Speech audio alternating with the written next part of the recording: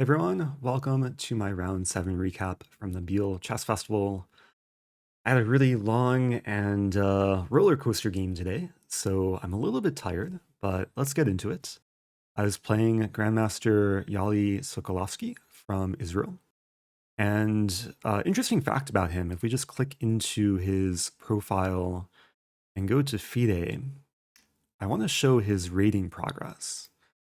Because back in 2020, he was rated 2100. But now, just I guess 4 years later, he's over 2,500 and a Grandmaster.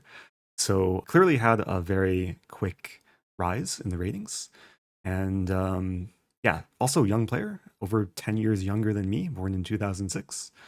So coming into this game, oops, what did I do? Ah, I lost my tab. There we go. Okay. So coming into this game, I did check his opening repertoire, and I saw that he's a pretty avid e4, e5 player as black. So I opted to go into a king's pawn, and yet again this tournament, I played an opening that I almost never play, is a Scotch opening. I have played this maybe a few times in the speed run, but I can't remember last time I played this in a serious classical game. And the line that we went into after takes, bishop c5, when I was younger, I used to play bishop to e3, but in this game, I was prepared with a new weapon, knight to b3. And at first, this move does look maybe a little bit passive. I'm moving the same piece twice, but I do hit the bishop on c5. And after bishop to b6, I have kind of an interesting idea and pretty trendy idea in this line, the move queen to e2.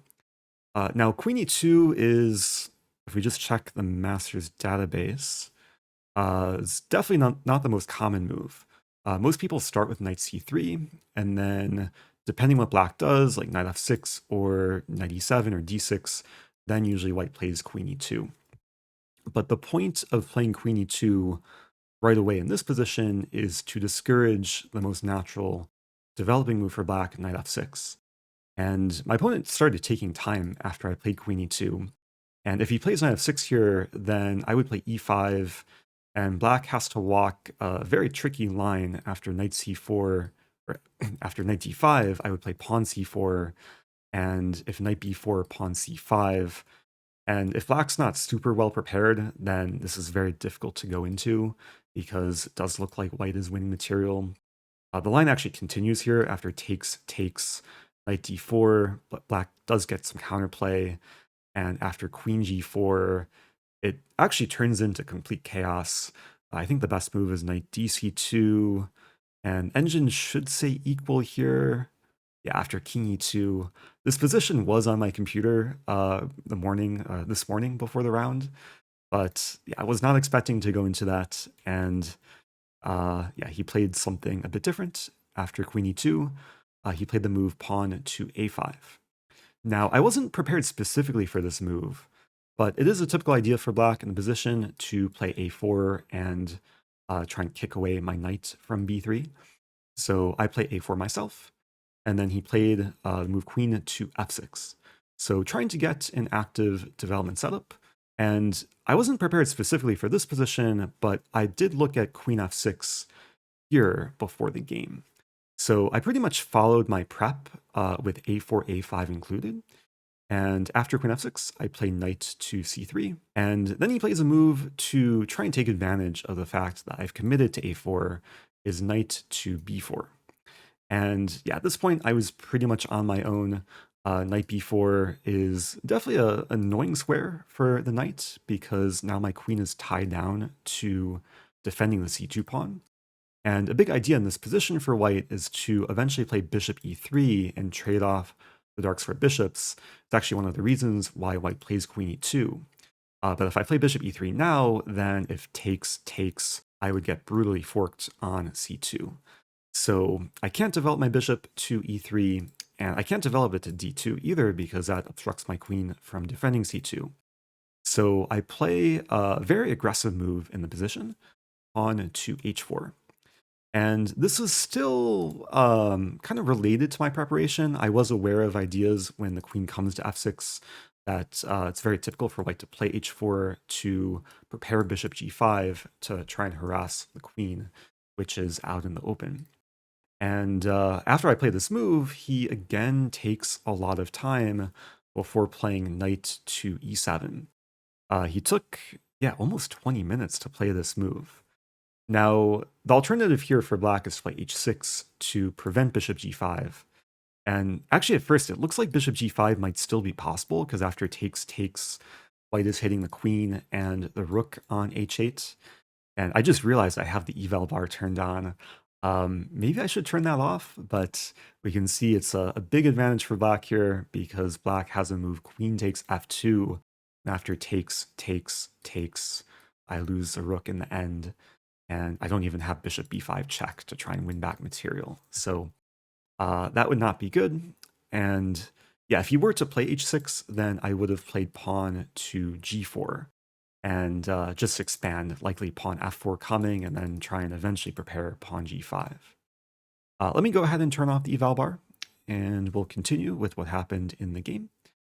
So after h4, he played knight to e7. I developed my bishop with tempo. He plays queen e6, and I castle queenside. So I was feeling good. I'm pretty much developed, and I got my king to a safer place. Even though I'm castling to a side where he has a outpost basically on b4, I thought the king is not so easy for black to exploit. And in the meantime, I'm ready to try and attack on the king side. And he played the move kingside castling here, so I was feeling good that I can maybe stir up some issues for black with black's king committed to g8. And here I played the move pawn h5, very simply trying to get the pawn to h6 and create some weaknesses in black's position. So he plays pawn h6 himself, and then I drop back to e3, offering the bishop trade. And this is actually one benefit for white. With inclusion of a5 and a4, there's less support for the bishop on b6. So if his pawn was back, then maybe he wouldn't have to worry about the bishop being attacked. But here there's more pressure with ideas of bishop takes b6. So he goes ahead and takes on e3. I take back with the queen. And then he plays a very confrontational move, pawn to d5. And it took him a long time to get to this position. He's spent over an hour off his clock, and I still had a lot of time on my clock. And with pawn d5, I took my longest think of the game, trying to figure out what to do here, because white does have a lot of options. And the first thing that came to mind was just to simplify in the center. And I was pretty close to going into the line pawn takes pawn, which almost wins a pawn, because if he takes my queen, I take back, and d5 is defended. So black would have to take with one of the knights. Let's say knight b takes d5, then I could take, and then take, and then take, and then take. And I was calculating this line where I have knight to c5 after all the trades. And it seems like white does have some nice pressure in this position. Now, I didn't end up going for this because I thought I saw something even better. If we go back to the position after pawn d5, I decided to keep queens on the board, and I played the move queen to c5. And I think the main reason why I went for this is because I wanted to avoid simplification, and I really wanted to keep the pressure on my opponent given the time situation. And with this move, I'm attacking a lot of targets in the position, mainly c7, d5 is now attacked 4 times, also a5 is attacked. If black plays c6 here, I'm pretty sure white can get away with taking on a5, and then the knight on b4 is less defended, just not defended at all. So yeah, I play queen c5, and he responds with pawn takes e4, and we trade pawns because I take on c7. And the position is definitely getting a lot spicier with the queen on c7. Still a lot of pressure against multiple targets in black's position. He tries to be solid with the move knight e to c6. And this move is useful because it cuts off my queen from supporting c4. If black did something else, then I was hopeful to get in this move bishop c4 with tempo. But knight ec6, it's a nice move to keep things defended and also prevent my bishop from developing actively. And in this position, I took another long think, and I ended up playing a move which looks really risky at first, but I thought it's a really interesting move in the position. And here I was mainly deciding between rook h4 or knight c5. And the move I ended up playing was knight c5, but just to show, if I play rook h4, I thought black could hold on to the pawn with f5. I was trying to make this work, rook d6, and then, like, let's say queen e7, takes. And maybe this is good for white, but I ended up playing knight c5 to simply try and win a pawn, because I'm hitting the queen, and I'm hitting the pawn on e4, which is now attacked twice by both knights. And when I played this move, I did see black's reply. Black doesn't have to move the queen, but rather black can play the move knight a2 check to try and wreak some havoc on my queen side. And I didn't want to take on a2 because that would allow the queen to come in.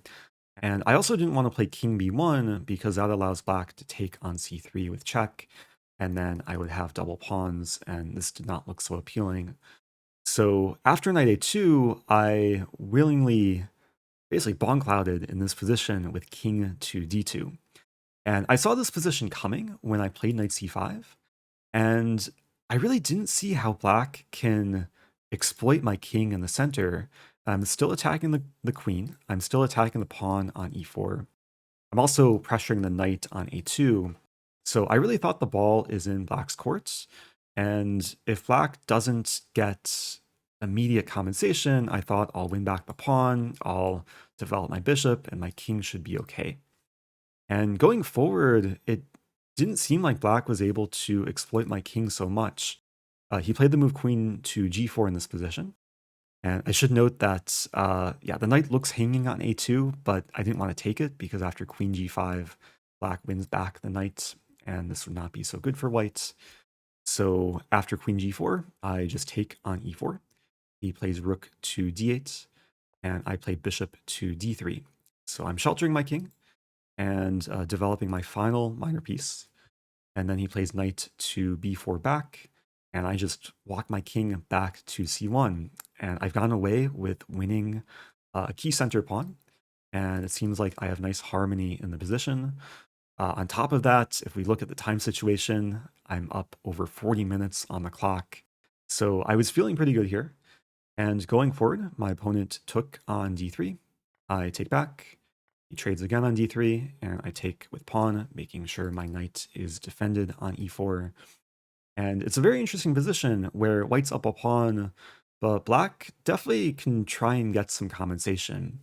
And he played a really sharp move here, bishop to e6, offering me a second pawn on b7. And here I took a long time before taking on b7. I figured, why not try to call my opponent's bluff, attacking the rook and attacking the knight? But it's still not simple, because after rook c8, black's rook is now aligned with my king on the c-file, and there's all these ideas of eventually knight b4 or d4 and the queen coming in, and yeah, my king is a little bit airy on c1. And when he played this move, he actually offered me a draw. So this prompted me to go into another think, and I was really just trying to figure out how to consolidate in this position. And after about, I think, 6 or 7 minutes, I played the move king to b1. Now, it turns out here that I missed a huge opportunity. And my opponent told me after the game that white has a really nice tactic in this position, which unfortunately I just overlooked completely. So this is actually a nice tactical exercise. For anyone that wants to find the best move for white, feel free to pause the video, white to move, and basically get a winning position. The line that I missed was knight takes e6. I saw this move, but I didn't see the follow-up. So white is removing the defender of the rook on c8.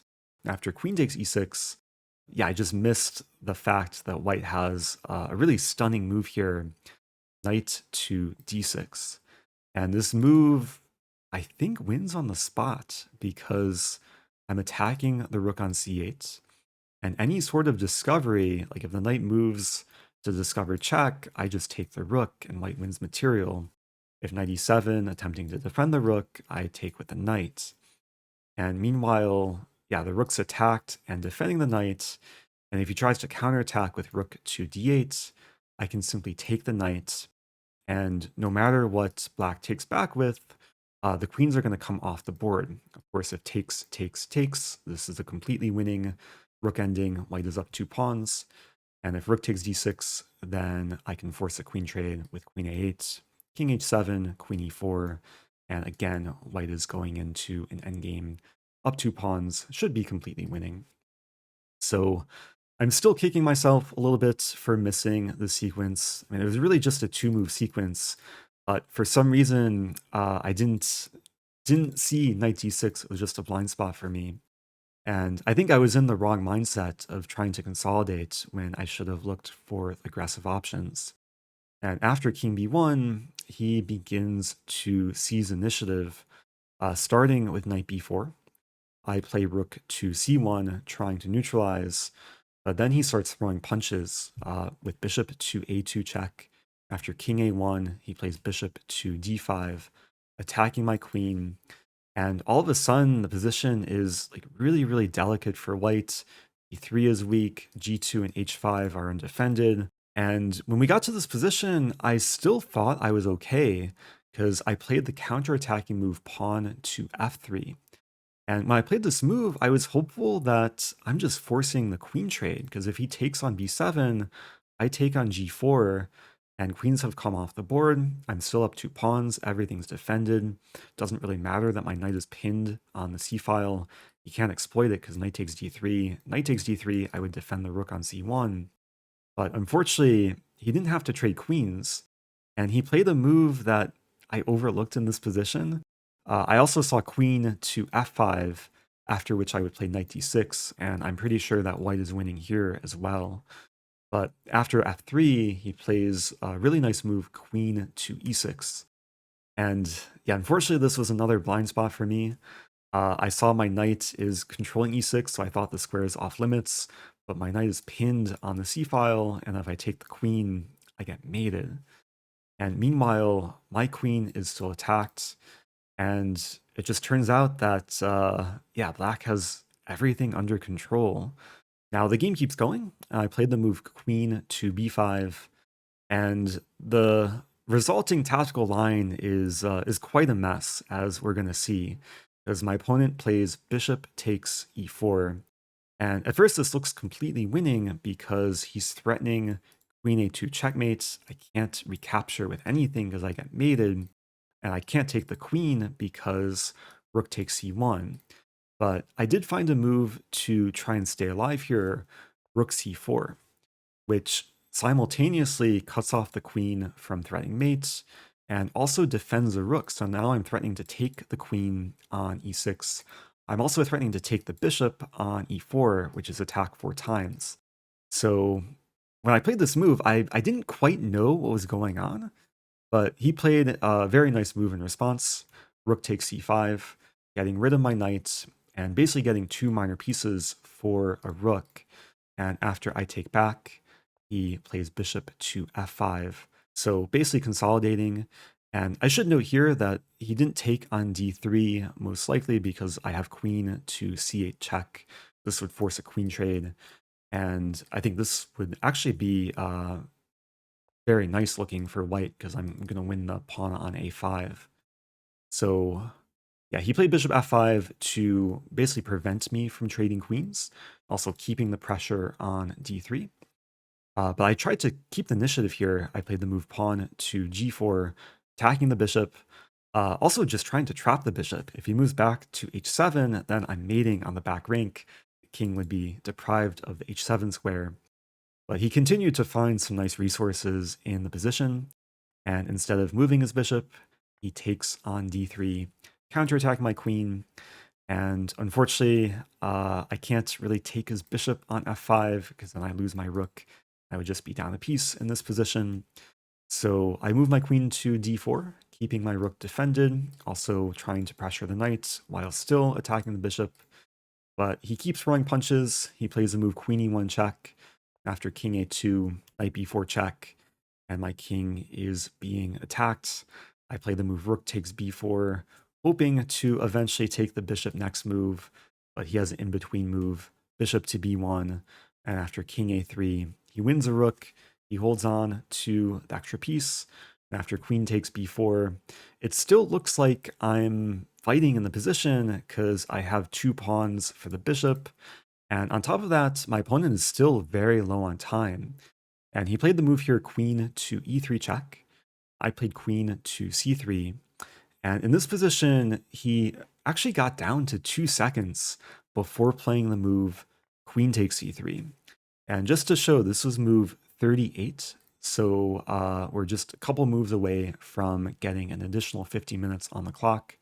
So I take back. And when I saw this position coming, I thought that, yeah, there should still be hope for white with 2 passed pawns on the queen side. But it turns out the bishop is just a very powerful piece in this ending.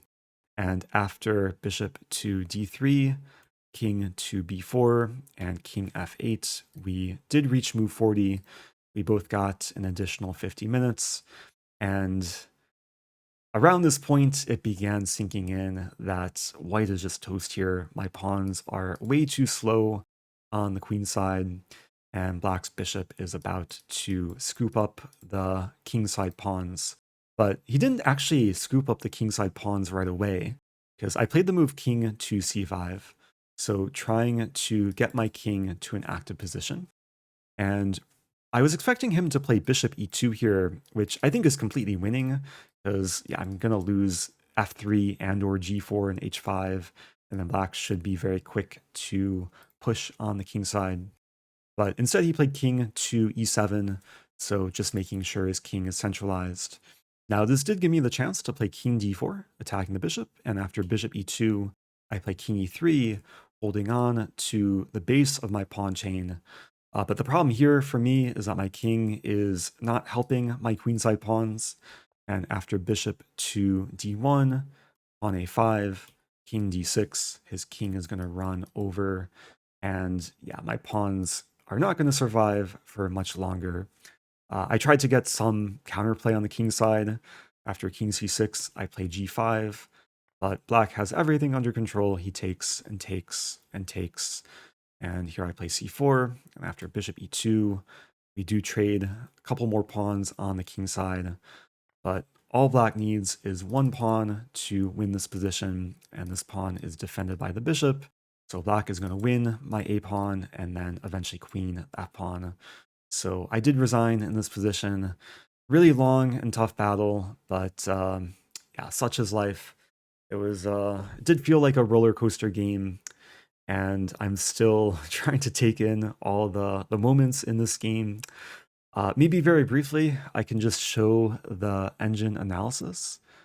We do have the engine graph here, and we can see that for a brief moment, I was winning.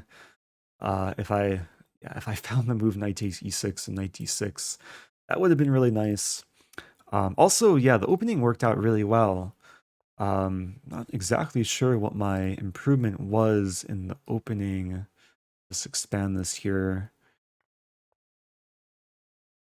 Yeah, apparently the engine says knight b5 was the best move here instead of taking, or instead of what I played, queen c5. Honestly, I didn't spend too much time considering this move, but maybe I should have. And yeah, just going forward, I think after king b1, then black was in full control. And yeah, rook c1 was a blunder, missing this idea from black. And yeah, it just went downhill from here. So yeah, hopefully a lot of lessons to take away from this game. Hope you guys enjoyed this one. It was fun to play a new aggressive idea in the Scotch opening. And I do have to give another shout out to chessmood.com. They cover this line extensively with knight b3 in the Scotch. And they are actually doing another promotion for the rest of July in honor of International Chess Day, which was a few days ago. If you want free access to Chess Mood through July 31st, you can click the link below, get free access. Do appreciate all that they do for the community. And yeah, I'm going to wrap it up here. It's time to get some food and some rest. Stay tuned. There are 3 more games in the tournament. I'll see you guys soon.